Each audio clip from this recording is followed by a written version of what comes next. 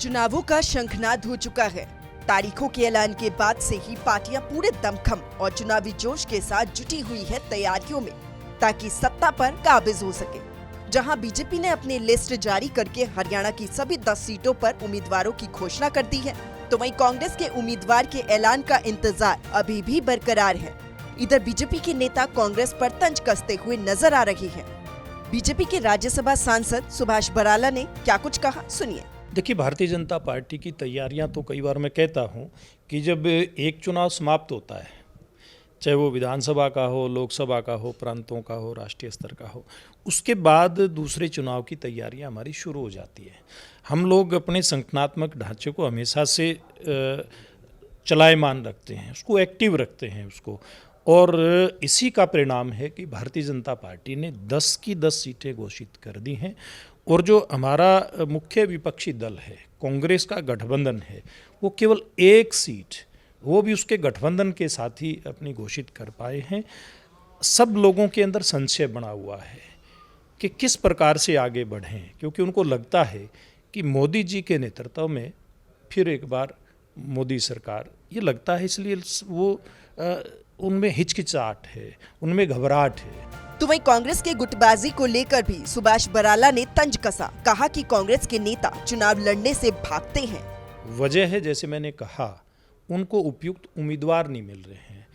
कल ही मैं देख रहा था कि कांग्रेस पार्टी के अंदर धड़ेबाजी तो है, देश में भी है और हरियाणा प्रदेश में भी है। मैं देख रहा था कि पूर्व मुख्यमंत्री चौधरी भूपेंद्र सिंह हुड्डा दूसरे नेताओं के लिए कह रहे हैं, इनके जो दूसरे एसआर के ग्रुप के नेता, उनको कह रहे हैं भी इनको चुनाव लड़ना चाहिए। एसआर के ग्रुप के नेता कह रहे हैं कि हुड्डा साहब और इनके बेटे दीपेंद्र हुड्डा को चुनाव लड़ना चाहिए। लेकिन जब अलग अलग इनकी बातें सामने आती हैं आप लोगों के माध्यम से, मीडिया के माध्यम से, तो ये बात दिखाई देती है कि दोनों ही ग्रुप और इनके प्रमुख नेता चुनाव लड़ने से भागते हुए दिखाई दे रहे हैं। तो एक मैं समझता हूं कि जनता का जो मूड है, जनता ने जो भारतीय जनता पार्टी को आशीर्वाद देने का मन बनाया है, लगता है कि कांग्रेस पार्टी हरियाणा में भाग चुकी है। कब टिकट देना, किस समय देना, ये तो पार्टी का अंदरूनी मामला है। अब कांग्रेस कब टिकट डिक्लेयर करती है, ये तो उसका मामला है। लेकिन आम जो बात है ना लोगों के बीच में, ये है कि, और जो अखबारों में भी बात वो ये है कि उनके बड़ी संख्या में उनके जो बड़े लीडर हैं वो इनकार कर रहे हैं कि हम चुनाव नहीं लड़ना चाहते। ऐसी बात उन्होंने अखबार के माध्यम से भी कही है। तो ये आम प्रचार है कि भाई जो बड़े लीडर हैं वो चुनाव नहीं लड़ना चाहते। इधर पूर्व गृह मंत्री अनिल विज ने भी सोशल मीडिया पर पोस्ट करते हुए लिखा है, और हुड्डा साहब ने जिस पार्टी में